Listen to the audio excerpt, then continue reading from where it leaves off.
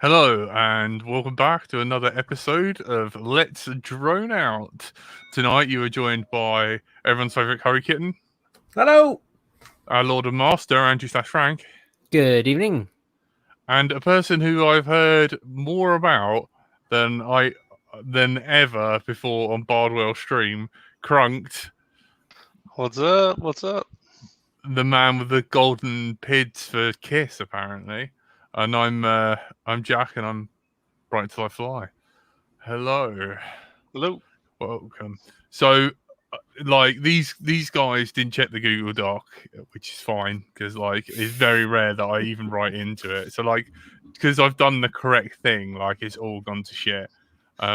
Frank, like there's gonna be in the private chat. There's gonna be like a little diagram of like what a PID loop is. I don't know whether you can show that in a bit, but because I'm gonna ask our guest to try and explain it to us.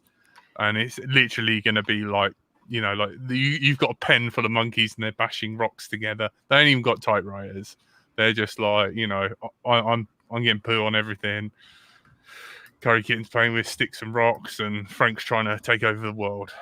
That's Let's Drone Out in a monkey pen, I reckon. But I've been chilling. I've been like visiting Joshua Bardwell, our friend over there. He's been doing live streams.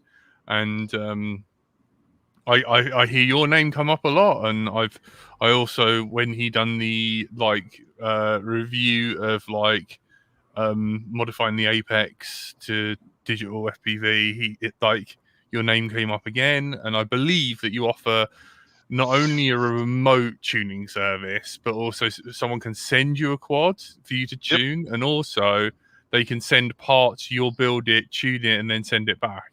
Mm-hmm. Like, A, are you fucking mad? And B, like, have you ever had a quad that you couldn't tune? Surely, you know, with those like Cobra motors, you know, the silver bottom ones. Yeah. Man, I couldn't tune anything with them on. Yeah, those are old, but that would be definitely a challenge for sure, especially this day and age with everything being sensitive. But yeah, Krunkquads.com. I offer a little service that it's like $40, and I can review the log with you and go over it the best I can. It's, you know, from afar, the best tool is your weakest link. You know what I mean? Like, so like as long as the person can reiterate what they're doing, like if they can fly, they can tell me exactly what's going on with the quad, etc., and give me DVR and a log. I can usually get them in the right path. But of course, there are those ones that come up that are very challenging, or there's some type of physical problem with it, like a mechanical issue, like the motor's really loud, or the frame is bad, or it's just put together really poorly. Like the stack will be just really loose, or it'll be like a through hole flight controller with just gummies, and they didn't secure, like the way they secure the stack together is straight through the stack with a nut on top. So like not like securing the bolt to the frame, you know. Yep. And they're wondering why their gyro is just crazy. So there's just little stuff like that gets difficult to deal with, and that's when if you send it to me, it's a little bit easier. Excuse me, I got a cough.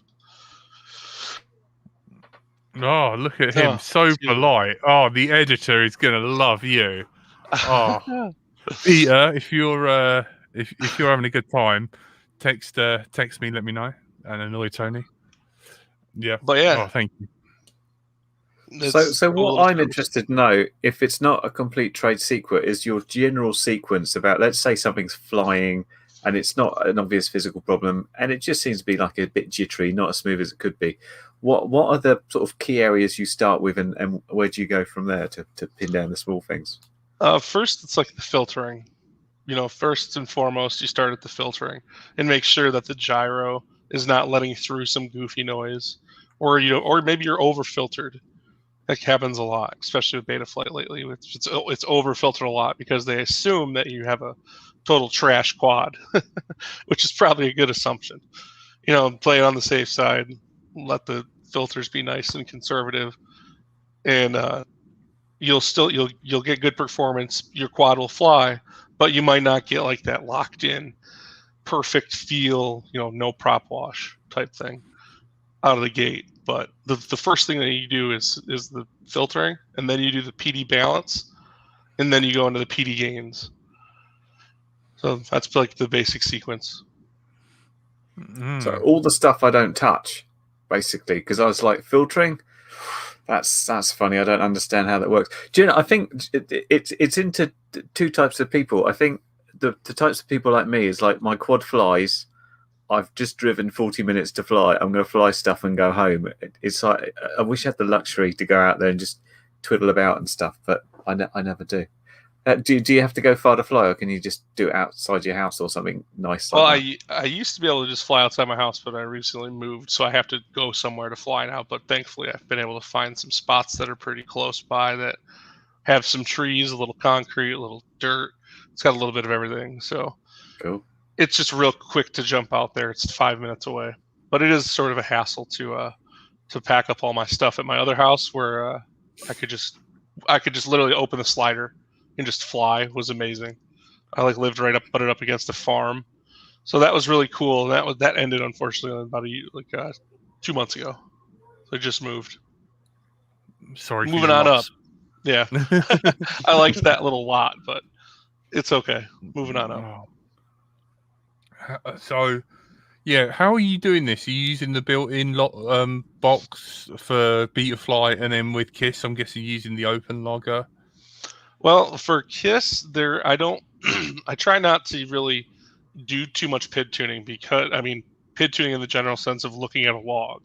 PID tuning in this we do with KISS is more like doing flips and rolls, reviewing the DVR, seeing if it's actually, if it's bouncing around or not, and then adjusting from there, because there's a lot less parameters to go along with that as well. And in KISS, there is no filter tuning, so it's just put your P somewhere, put your I somewhere, adjust your D, and that's it. It's really that simple. Unless there's some type of mechanical problem, it hopefully becomes that simple, because on Betaflight, Emu Flight, Falco X, every whatever flight you want to use, your quad should fly well on default. If it doesn't fly well on default, there's something probably wrong. That's the best way. The rule of thumb that I've come to find out is like, if you have a problem quad, all your settings are different. I don't know if you knew what you were doing or not, but they're all changed. So go back to default, and does the quad actually fly? I do that on KISS as well. Like, fly defaults first, and then go use my preset, and then from there, if you need to adjust, because my preset should get most quads pretty close. It's real close, and on all of my quads, I have over 45 quads now, and not all of them are KISS. I think about 20 of them now are KISS, but all of them are within 2 tunes of each other. So it's very close. What the hell? And how do you get access to your golden tune? Is it available, or do you have to buy it from you? No. It's all on. It's in the KISS. People don't know this, and it's been there for a long time. In the KISS UI, there's a drop down that you can click on presets or user. You can click user, and that drops down a giant repository of just a little database that they stood up so many years ago, and you can go add your own, etc. And so it just pops into the UI. And none of them are syndicated. You know what I mean? Like, KISS doesn't say use any of these. They just say use default. Yeah. So you've got it. What have you got it labeled under? Krunked, or like the KISS Golden? It's Krunked Golden starting point. There's one in there that's like called I don't know how to delete them. I think there might be a delete button, but I need to go look. I haven't. I've just been lazy. But there's one in there called like Golden Starting. That's like needs to be deleted. It's the Golden starting point, Krunked Golden starting point, and that's like 4.2p. And it ups the I gains by about double, and then it ups the D gain to about 14.5 on roll and 16.5 on pitch, and that's it. It's really that simple. With Betaflight, it's not that simple. Do you want to do you want to have a little quick explain of what a PID loop is, and then we'll go into like maybe if you don't mind the process of being Sure. like how do you tune lightly? Sure. Well, a PID loop is a control loop. It happens many thousand times a second, where it's looking at a set point. Excuse me, and you're looking at a set point versus in this case, the gyro or whatever other thing you're trying to track, and they need to be close together. And if they're not close together, that's what's called error. And when error occurs, something will happen. Like so in this GIF right here, you can see the step response is coming down to be critically damped. So at first it doesn't have enough P. Now it has a lot of P. Now it has too much P. So now they're going to up the I gain a little bit, which I don't do that much. We can stay with defaults, but then you'll get this oscillation, and you pull down D to get that first hump to make it critically damped. So that last image right there is what you're going for. And what we're actually looking at is like a manifestation of all of the flips and rolls and roll rates, etc., versus the gyro. And it computed into what we call step response. And that's what the PID loop is doing, is trying to keep gyro and set point as close together as possible. So anytime there's a deviation from the two, that's called error, and that's when the PID loop engages. It starts either pushing or trying to stop something. P is for like pushing, I is error over time, D is derivative, which is like fighting all motion, is the best way to think about it. Yeah, no worries. Because like another thing for later on is like I wonder, like you bring your P up, and then like how do you know you haven't overshot your P, and that sort of like balance between P and I? Because like at one point, like it was all about getting your P as low as possible with your I. Like, is that still the case, or? No, actually, it's really, you want the most P possible. You want the most P possible up until oscillation, and then you want to back down ever so slightly. So you want to go to oscillation. If reference Stinger Swarm's video from back in the day, I'm sure everyone's seen, who's tried to search for PID tuning or anything like that. Have any of you guys seen that Stinger Swarm little video where he's doing it? I think it's the same. So. Yeah, same type of thing there. But move it. Yeah, when you push the P up too high, it'll go. It'll like kind of like little flutter noise back and forth, and you can hear it. Yeah. And that's when you back it down a little bit, or you can give it more D. So there's a balance of where you're at. That's where it gets a little tricky. Like either you can bring your P up, or you can keep your P where it's at and bring your D up and see if it evens out those oscillations. But that's really tuning it towards like the edge. You know what I mean? It's always slightly confused me, because whenever people talked about the P and D, they say start tuning it with a D of 0 if you can, and then after you tune the P, bring your D up to the minimum. But after that point, you might have to go back again and retune the P, because the D can affect the P. Is that right? Do you have to go sort of in a loop until you sort this out? Yeah, and what you're talking about is really the proper way, like to do it from scratch. And to tell you the truth, with the way the defaults are, etc., I just start from default. It shortcuts all that having to zero everything. Like there was also a time, I don't know if maybe you've seen where the UAV techs guide where he used zero out, feed forward, etc. So you take that out of the equation, and then you start doing your PD balance, and you're getting your step response, and then from there you bring up your PD gains, and your PD gains will just, the higher you can go, you want to go as high as you can go until you hear oscillation or flyaway, and then dial it down a little bit. But then you want to pull in a little feed forward. But in the way that I personally do it, I have just done so many quads, I know where they're going to roughly be most of the time, that I don't go to the extreme of doing what UAV Tech's guide actually says to do, step by step by step. I just sort of sketch them all together, go to the end, go do some flips, give me a log. and then I can look at it. And I have like a script of settings that are really good for defaults for beta flights, 5-inch classes. So I'll give them that and say, go use this as a baseline. Like we know that default flies well, so fly these PIDs in these settings, get a log of it, and come back, and that'll be the baseline. And then from there we adjust. So sometimes there's a lot of adjusting, sometimes there's not a lot. Sometimes that preset that I give them for beta flight hits pretty close. Sometimes it doesn't. Mm-hmm. Like I can say that 5-inch quads are the best and easiest to tune. Those are my favorite because they just seem to work.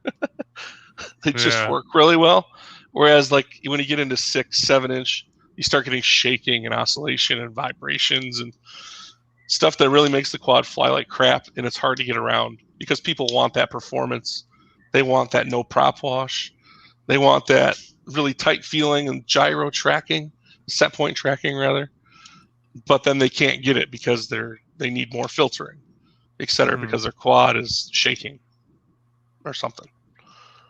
What about going to smaller quads? Is that worse than bigger quads, or because I know beta flight's really built around 5 inches, isn't it? In terms of things like toothpicks or whoops, are they trickier than the sort of larger ones, or they can be tricky as well, especially if you don't have a black box log.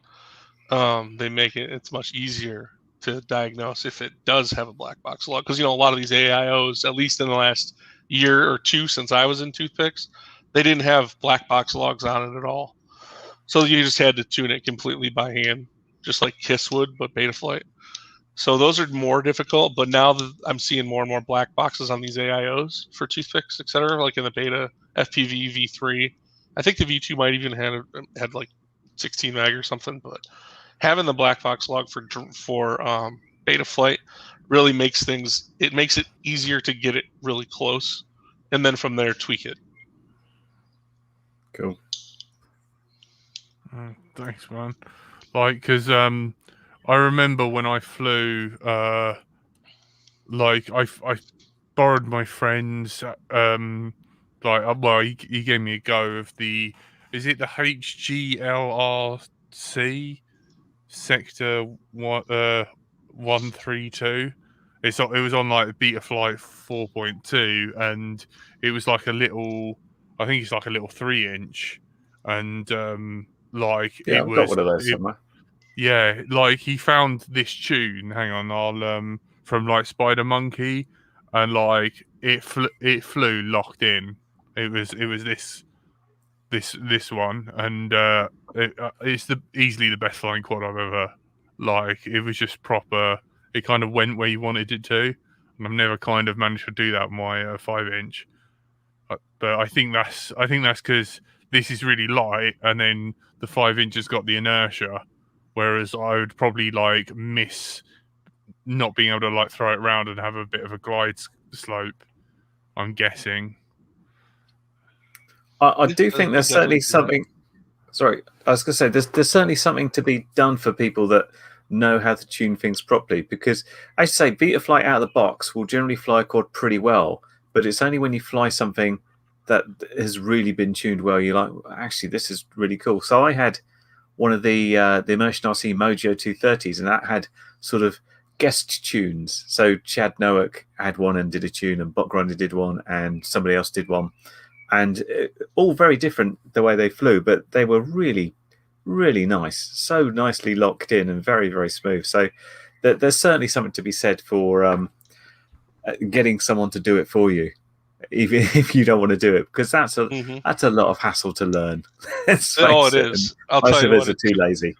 It took me a long time. I learned things pretty quickly, and I suppose when I really want to learn something, I really learn it, and it give me about 2 weeks, and I'll learn it. Like I'm a programmer, so I teach myself different programming languages. I taught myself Python overnight, stuff like that. So this was something I didn't want to touch any code. I just wanted to make the damn thing fly well. And I had a bunch of quads that were just annoying.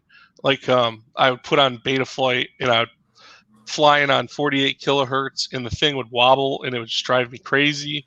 And that's really what sparked it, was when we went to RPM filtering.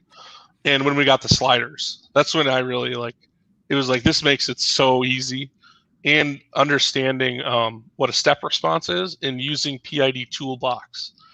That's another really cool and good tool that I use to analyze the black box data, to look at the step response, look at the filter data.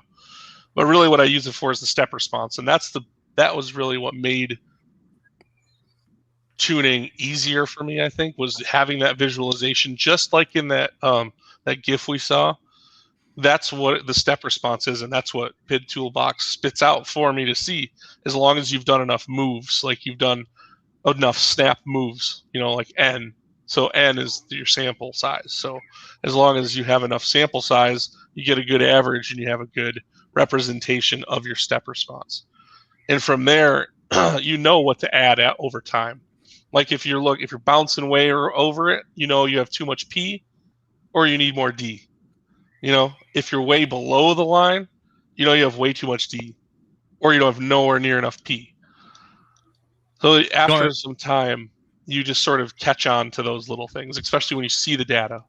So it's not that difficult with that tool at your. I'm going to write it down on my notes so I know about this. One day I'll have enough time to PID tune something properly. Yeah, that makes it easy. As long as you do the right flight, you get the right data in the log. You parse it through this tool. It spits out a step response. It takes me 2 seconds to know. You need to go left on PD balance, or you need to turn up your PD balance by 2 ticks. And then eventually it's just boom. And it's supposed to be snap and stop on a dime. That's the whole goal. I think I'm gonna have to pay you and go on something like Krunk's course. Because we're 20 minutes in and I'm like, I've got the plastic forehead feeling. Yeah. Step response, that's important. Have you got any visualizations or anything for step response other than that GIF? Just that GIF. That GIF is a really good representation of step response. Actually, right now, Blake Sams is messaging me with a log for a 6-inch tune. He's from DRL. I've been helping him with a bunch of his quads.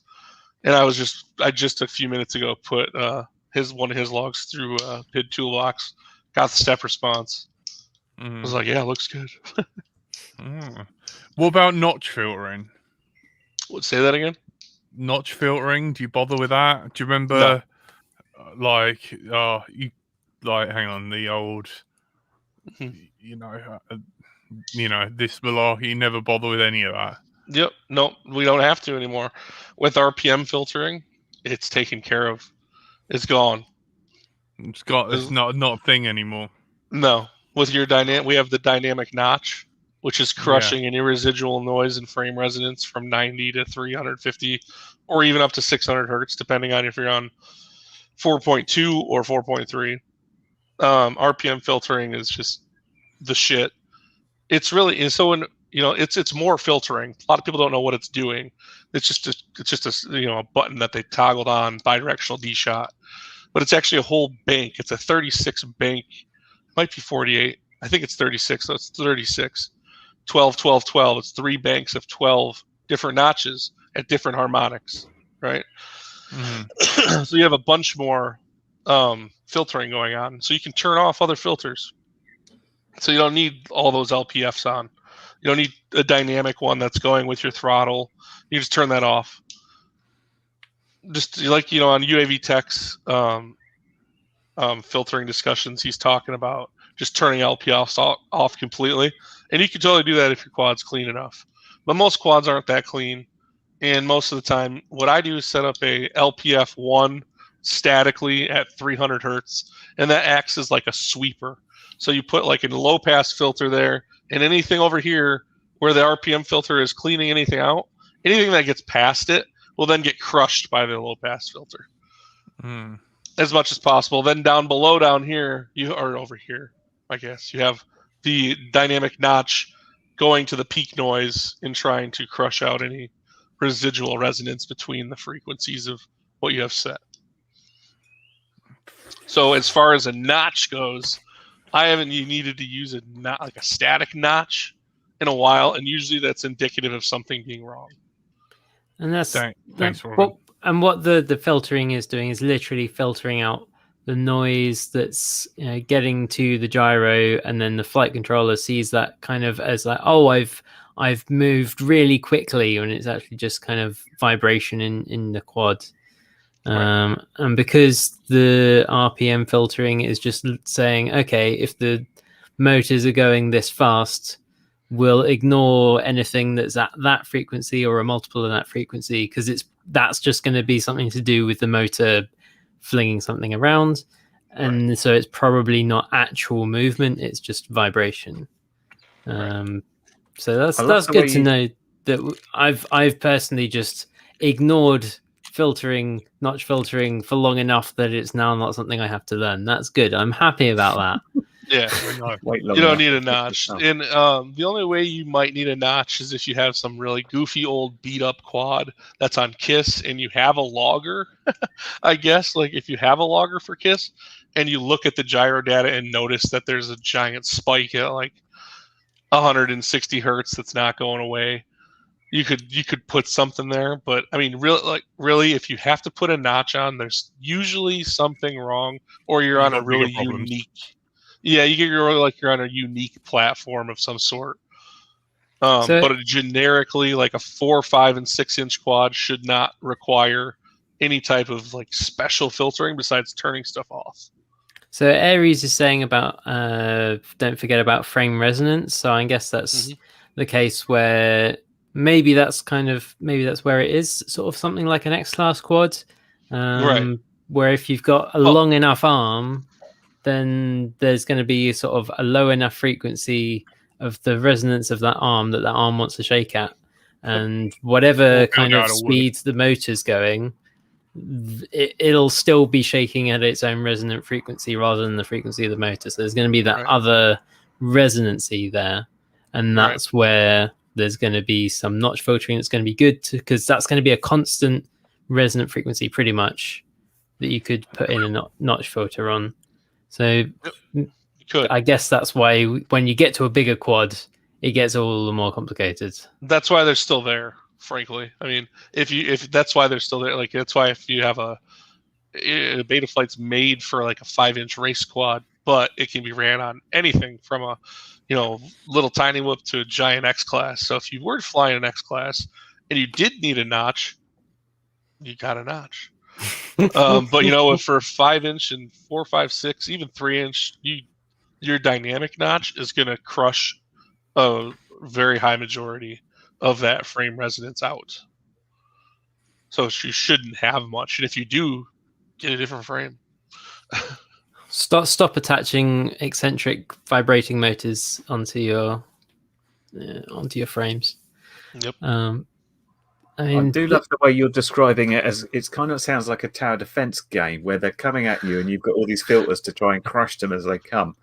We just got a question as well from Win, who just donated £10, which is why Jack is sitting there with fireworks. Asking, thank you. Do you want to light them, Jack? Well, I asked this question. Win says, Krunked, can you ever see a day that PID tuning will be able to be done automated to a high standard by the FC? Because you've talked about specific responses to frequency and stuff. And sort of as a programmer, I'm sort of like you thinking, well, here's the thing. We've got a solution. Can that be automated in some way in order to fix a problem? Can the flight controller detect what's going on and say, oh, I need to tune myself to a different way here and fix everything? Yeah, for sure. Those sparklers were something else. Yeah, no worries, man. Frank, I'm out. I'm out of fireworks. Can you order me some more, please?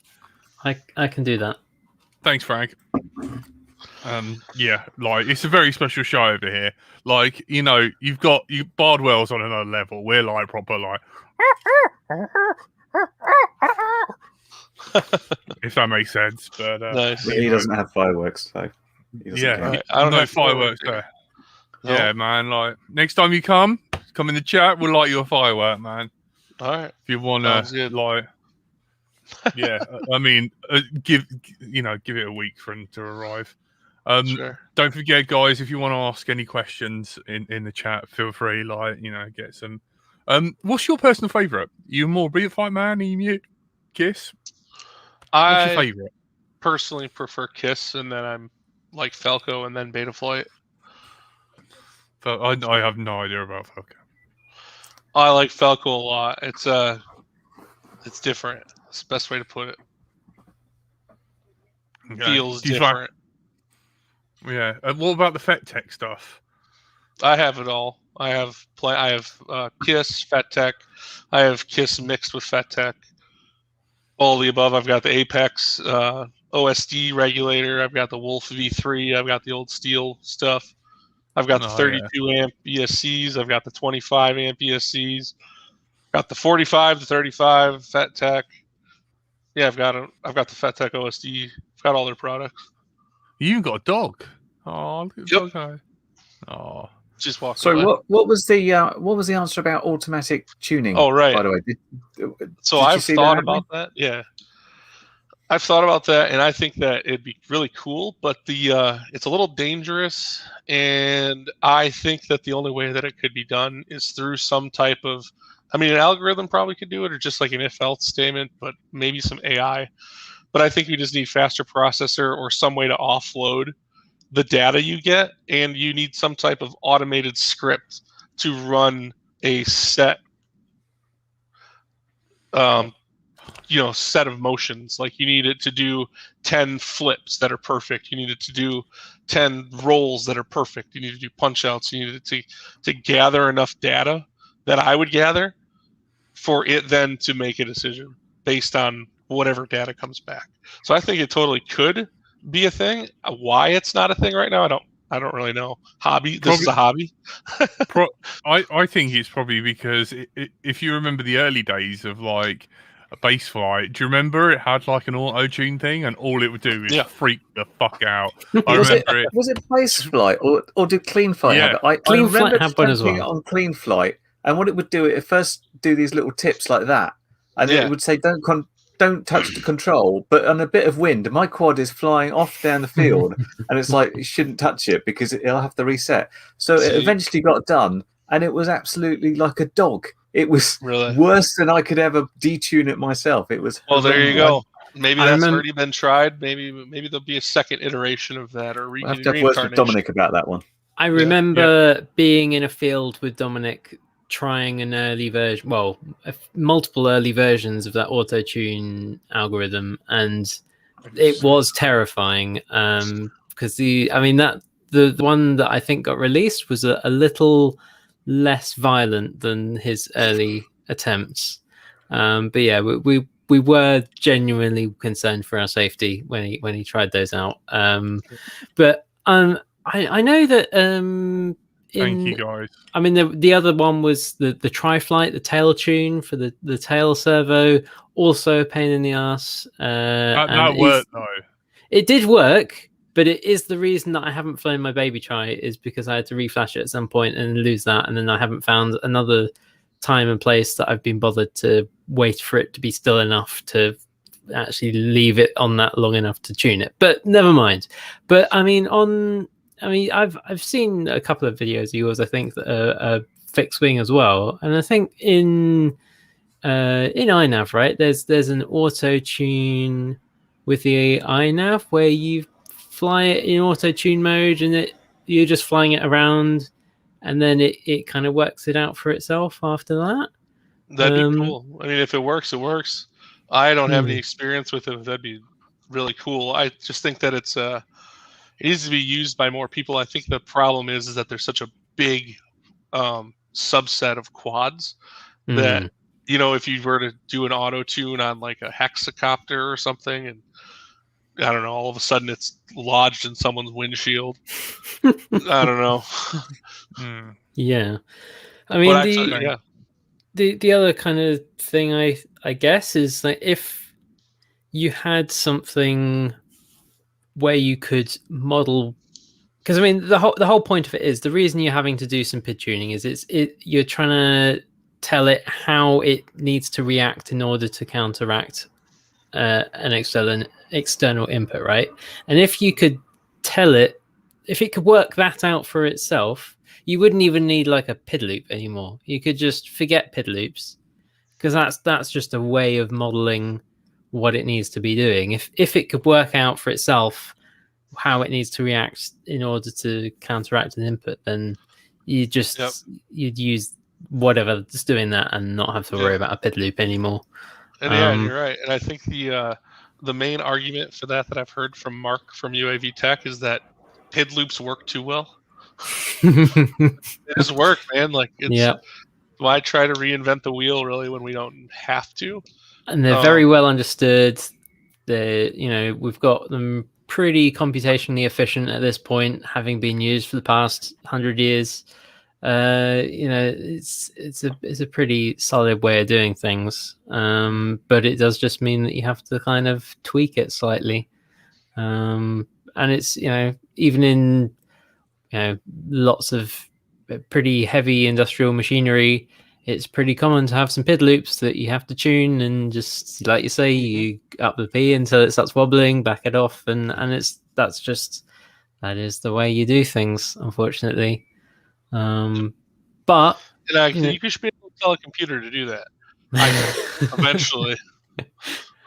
Yeah, I mean, particularly with flying quads, there's also a matter at some point of it being kind of down to taste. Like, some people are going to want it to be I don't know. I feel like some people are going to want it to be tuned slightly differently to other people, and I don't know if that's kind of part of sort of what you do as a service. Like, how much of it is you going, this needs to be tuned this way, and how much of it is someone goes, it doesn't feel quite right, I want it to be better in this way, and you're like, okay, well, maybe try some of this. How much of that are you trying to have to work out what people want it to fly like? Yep, and I try to get that out of people every single time they send me a log or a DVR, which I have to poke people all the time. They forget to tell me. I'm like, so how did it fly? Like, they just send me a log and they're like, here it is. I'm like, okay, well, tell me, did it fly like shit? Did it fly awesome? Like, what's the deal? And because sometimes it can be objective or subjective rather, where I think it flies great and they think it flies like crap. And with Betaflight, it really comes down to your PD balance is your PD balance. Your PD gains pretty much can be your PD gains, especially if you want to get into like no prop wash zone. You just need to turn it up, and where your the feeling comes from with Betaflight is the stick response and the feed forward transition. So those two parameters there in tandem together. And what I do is just crank the shit out of feed forward about to like 4.7 or 4.8 or 1.8 rather. And then what I do to taper it off a little bit and make it a little more juicy or smooth is put the feed forward transition just at 1.0. And then, of course, with a little bit of magic in my rates. And then, just a little bit of smoothness in the middle, like 0.54 expo. And I can be really, what I call it is real smooth in the middle and fuck you on the edge. Ooh, bam! Like bam, bam. If you ever watch me fly, it's very snap, snap. Like really fast and then slow and fast, slow. Trying to get that, I bet it's not as harsh as Jack's. I don't know. Like, I should. Do you want me to send you my? Do you want me? If you want step changes, it's like Jack's Expo is somehow set up so that it's like you've got nothing in the middle, and then you get to the edge, and all of a sudden it's 1,000,000 degrees a second. That's Jack's preferred way to fly.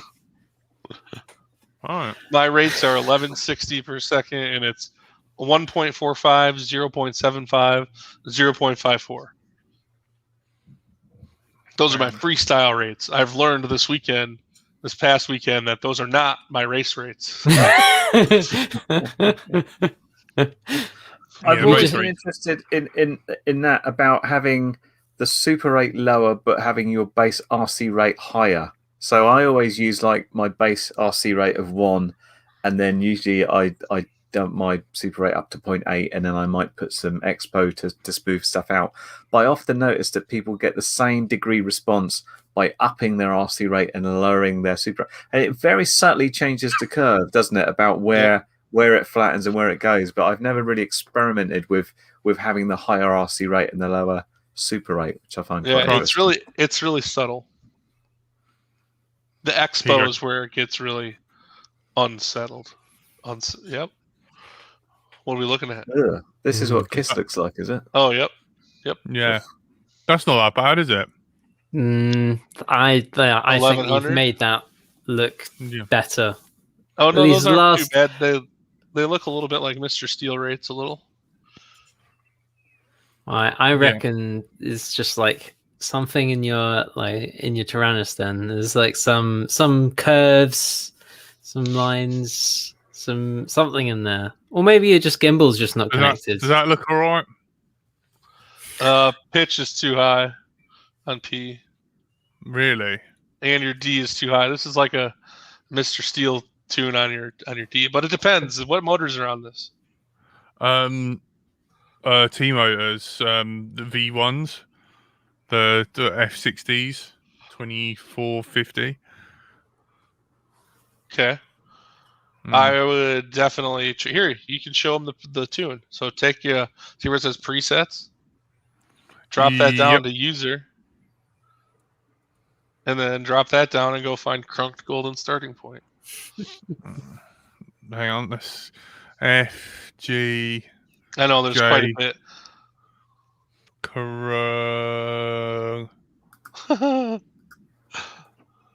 I might tell me if I've gone past it. You're close, right there. Is that? See the golden starting point? Yep, that one. Yep. Now press use. Yeah, this board's fucked anyway, because check this out, right? Hang on. Where's reset model? So I've got it pointing the right way. Ready? Hang on. Reset model, right? That's pitch. That's this is roll. Doesn't do anything. And Kiss don't answer emails anymore. Flyduino, yeah. Yeah. You've been trying to tell me that KISS is wonderful and is the best ever. I'm not convinced by this board. I think that it may have rolled into a few too many trees. Yeah. That's my diagnosis. Yeah. Yeah. Or it didn't like the ultrasonic cleaner very much. When I'm on the beta flight groups on Facebook and someone will say, so I had a really bad crash and now XYZ doesn't happen. My response is always, crash. There, you crashed. You said it. You that's why. Yeah, I used the shout out to my boy Aries. I used his discount code. So my new controller is coming tomorrow. Yeah, thanks, Aries. As much as it's kind of a solid state gyro, really there is a little bit of silicon wobbling around in there. Like, that will break at some point, unfortunately. Mm-hmm. Yeah, like my GoPro lens. I mean, yeah, that's slightly different. That is just flying it into a tree. But yeah, the gyro will at some point break. I need a new one of these. Numbskull. I might catch you after the show in the. Yeah, Robin FPV says, Jack, don't you swap out your gyros? Well, that seems like a thing that you'd do even if it was working. Just desolder it and solder something else on there. You can, but it's I think, it's a lot of hassle though, and also they don't like heat very much, do they? It's a lot of hassle. I'm sorry. Have you seen your audio setup? Have you seen anything that you do in your room on your bench? Like, you live for hassle. You make things that no one will ever see. No one will ever understand what you've done. But you will put weeks of labor into making something awkward. Yeah, true. There was another useful question from Robin as well. Actually, I'll just put on the screen here, saying about tuning the potato. What do you think is people's biggest barrier to understanding tuning concepts? Is it the language? And for me, it was okay when it was just a PID, but now it's feed forward, filtering, Thanks for this. all extra things that I haven't bothered to learn because I'm too lazy and just want to fly. What is it in your opinion? In my opinion, people get really caught up on little things like set point tracking and filter tuning and other things that like they just get very obsessed over. That you just sort of have to just brush over. Like, does it fly well? Okay, cool. Is the set point like? Is the PD balance great and your step response on point, but your stick response and your log is a little off, but it flies like a dream? Stop looking at the log. Like that's what people over tune to a point, to a fault, where all of a sudden that's all they're doing, and they have a great flying quad and then a crappy flying quad within the same session because they're changing stuff constantly or being really nitpicky about something, or that's what I see a lot of people getting stuck on. But my set point tracking, and I'm looking at it, I'm like, this log looks fine. Like, do you want the log to look nicer, or do you want it to fly better? Like, what is it? Like, are you chasing a log, or are you trying to make your quad fly good? I can definitely see people within the FPV community getting a bit too carried away with something that no one else will be able to tell from seeing and doesn't actually lead to their experience of flying it, but they just want to know that it's the best it can be. Perhaps there's a special achievement for a perfect log. It's a little thing that's ding, achievement unlocked. Perfect. Right. And a lot of the stuff that people also get hung up on can be really, like I think even Stinger Swarm or even Steel might have said it. I think that a good pilot can fly any quad, any tune. It doesn't matter. Like there's a lot of this stuff that you can tune your quad till you're blue in the face, but if you still come straight down flat into your prop wash, your quad's gonna shake. Stuff like that. It's just you kind of got to get over the efficiency of the machine and overcome, I suppose, with your piloting. At some point, you've just got to get in the stick time and learn to fly well, which I have not done. But Curry said about the feed forward and like the other sort of parts of tuning that have come in over the past few years. In terms of like the P and the I and the D, we had that GIF that I'm guessing was from Wikipedia. I don't know about kind of the traditional PID loops and tuning that and getting the step response right. But how does the feed forward, like, do you have a kind of concept in your head of like what the feed forward actually is doing or means?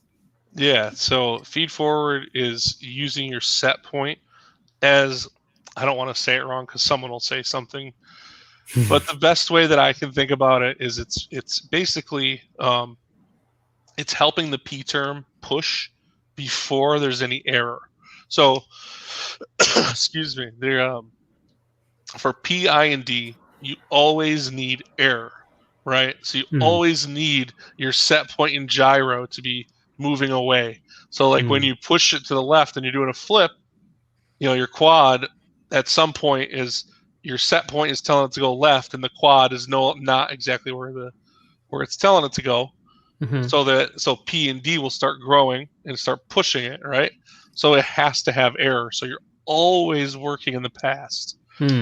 So with feed forward, what it does is try to look in the future or the present as much as possible with your set point. So it's looking at how fast you're moving it and where you're moving it, and it'll start pushing before.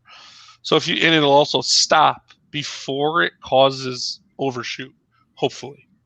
Okay. Yeah. So if you look at the log, you can see the feed forward push before P and D even start, but then it'll stop and it'll go straight down. And that's because it's okay enough. Now P and D take over, let off, so it doesn't push too far. So it's reducing the PID sum as well. Yeah. So it's like because you've thrown your stick to the left, you're definitely going to need some amount of left input. We're not sure quite how much yet. We'll work that one out once we're actually near that angle, but Exactly. we're going to put some in until we know that we're kind of about right. Right, and when you're saying that, when we're about right, etc., you're talking like 8,000 times a second. So like you're about right is like it's insane, like the computational power that's going into those loops. So the as those exactly, it's what it's doing is reducing the PID sum, so it can put the set point and the gyro trace closer together, and that's locked in. And is that what is it something to do with that the PD gains and PD balances? Like, I haven't actually seen that one before, so that might be a new one on me, or maybe I'm just kind of missing the point there. Would say that again? Are you saying is there a slider for it? Yeah, like that PD gains and PD balance isn't something I've seen before, so I'm just wondering if that's something to do with that, or whether that's something else entirely. No, there is a slider for it called stick response slider, which directly manipulates the feed forward numbers. So the more stick response on the sliders. So the sliders, like I said, have made a world of difference because the PD balance is the ratio between P and D. Oh, right. Okay. So that's your ratio, and then once you have that set, you can move the PD gain, and that'll keep the ratio locked and move the P and D together in that ratio. So once you get your step response good, which is critically dampened, and your step response is cool, then you look at your set point tracking and how close your set point is to your gyro. And if you want it closer, like you want it really tight and sharp, you turn up the feed forward until you like it. And like I said, from there, you can take it one step further. And with feed forward transition, it's basically like inverted TPA for feed forward, if that makes sense. I never understood TPA. I kind of do. I kind of like, but not. It's also a misnomer because in Betaflight it's only D term now by default, so it should just be called D term attenuation instead of total PID total PID attenuation. Throttle PID attenuation. That was mostly about the I thing on TPA when it came out. I thought it was dropping the I because it was expecting a certain amount of something. I can't remember now. I might be maybe in the past. I'm not real sure. Do you ever fiddle with it on KISS, or do you leave it default? Which part? The TPA. Oh, I now on KISS, my philosophy is try to keep it default as possible. So I just feel like they know something that I don't of why they need to be exactly in that curve. And so I try my hardest to get the PID tune to conform to that TPA profile. So I don't, it's just one more layer. And honestly, KISS flies so well already.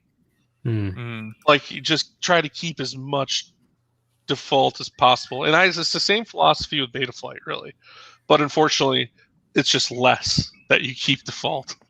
I guess most of these come out of the fact that, you've got quads that, like you say, most of them are going to be about 5 inches, and so there's the developers there going, we found an issue where, in this particular case, you don't have the as good a step response as you could. We'll write a little bit of code that deals with that particular case, but we don't know exactly how strong that little edge case bit of code needs to be, so we'll put another little fudge factor there that we can tune, and then hopefully at some point everyone agrees that that's about where it should be, and we can just hard code that, and we won't have to show that one ever again. In the same way that sort of in the olden days, you'd pick a different PID controller. You could pick your multi-wii or your Curry and floating and integer and all of those, and then everyone I just only kind of just remembered those now you've mentioned them. That's the thing of the past, isn't it? Weird. I remember them because I was like, I want floating point. That sounds more accurate than using integers.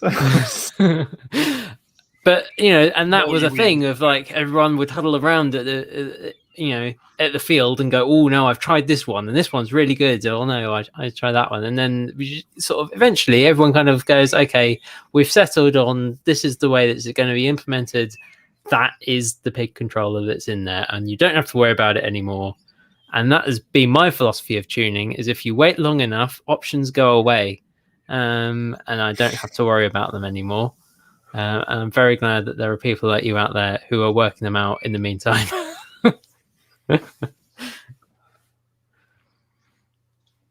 Need to get on board.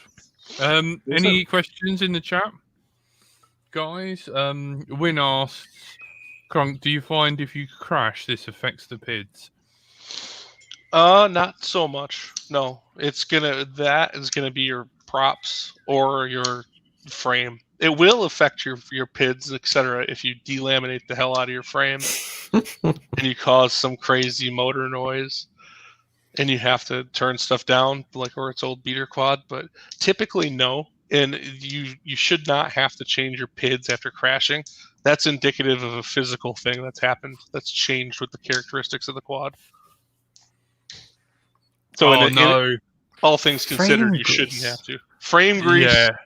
Oh my god, this is the dentist, isn't it? It's kebab. And no, yeah, it's dampen. Oh yeah, dampening grease, isn't it? Yep. And they're like one micron of electrical tape's enough to soft mount your arms. Oh no! Oh, we're going back to soft mounting. Is that what it is? Oh my god! Sounds like snake oil. What are we talking about here? Yeah, I suggested to Chris Rosser today in my Discord that they just send the frame in a sardine can of grease, and just so the whole quad is just dripping in grease the whole time. I just thought that was a funny visualization. Just a grease quad.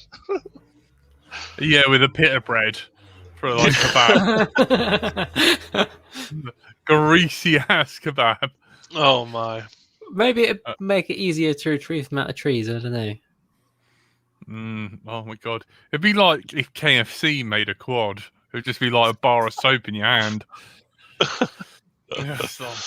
No, evidently Chris Rosser is a aerospace vibration guy. I don't remember exactly what he does, but he's been making some pretty cool videos about frame resonance modes with different frames that are popular. He did Apex. I think he did the Glide. He did the Armatan Marmot, I believe, and maybe a couple others. But for some reason, they think that grease. I'm sure it probably in industry works really well, but I'm not sure that I'm ready to grease up my quad. Do you have a Patreon or a coffee or like any way to donate or anything, or is it just by your service? Nope, it's just the service. I mean, you can always donate if you want to my PayPal. Yeah. Just ask me and I'll send it to you. It's called giving a tip.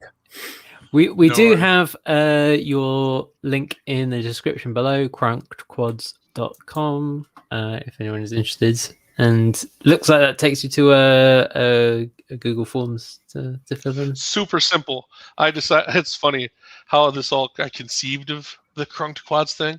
I did it while driving, and I did it while driving back from a vacation. And I just did it in the car, like at a rest area. I was like, I'm just going to do this with form real quick. And then I bought a domain and just pointed at it. And by the time I got home, I had somebody was submitted already. I'm like, oh. That works. That's really simple. Just point a domain at a Google form. Cool. Done. The best temporary solutions always become permanent solutions. Yep. It's easy. It's simple. You want to get a hold of me, go type in the form, press send. It goes to my email. I'll have to send you I tuned my buddy Digby Dan's GIF V1. I'll have to send you that tune and see what you think, and maybe I might take you up because I've just moved over to reverb frames. So I'm gonna have to start again. I might take you up, man. I might have to fill that. Well, you might just be able to use the starting point. Honestly, we'll see. Yeah, well, I want you to critique and rip the shit into me, so we might have to get you on like for the last 10 minutes of a few shows and be like, no, dickhead, it's this. Should we leave it there, guys? You've been listening to Let's Drone Out. Big thank you to everyone who donated. So that's Win Davis, Grumpy FPV. How many packs did I fly to the Monday, Frank? 6 packs. Doesn't matter. Doesn't matter what the situation is. It was 9. This is one pack Jack we're talking about. 9. Nine. Zero FPV, the best mod ever. If you see that guy, he's awesome. And Menace RC, thank you very much, man. If you need any Menace, if you need some antennas, man, let him know. Send him an email. Tell him we sent you, because he's a lovely guy. See what you think of the tuning of his antenna. There's no PIDs with that, motherfucker. There is tuning though. Yeah, we will have to get a load more fire next week to make up for some of the donations this week. So tune in next week for lots of fire and Jack's setting his hair alight. Yeah, no worries. Yeah, we'll light those guys up next week. Thank you. You've been joined by everyone's favorite Curry Kitten. Goodbye. Our Lord and Master Andrew / Frank. Bye. Krunked, thank you so much. Yes, sir. And so sorry. Do it again. Thank you, Krunked. Thanks for having me. And I've been Bright Until I Fly. Thank you guys so much. Remember to hit like, subscribe, share, tell people, and don't forget the hashtag Tony's mum. That's Tony's mum. No worries. Thank you. Good night. Bye.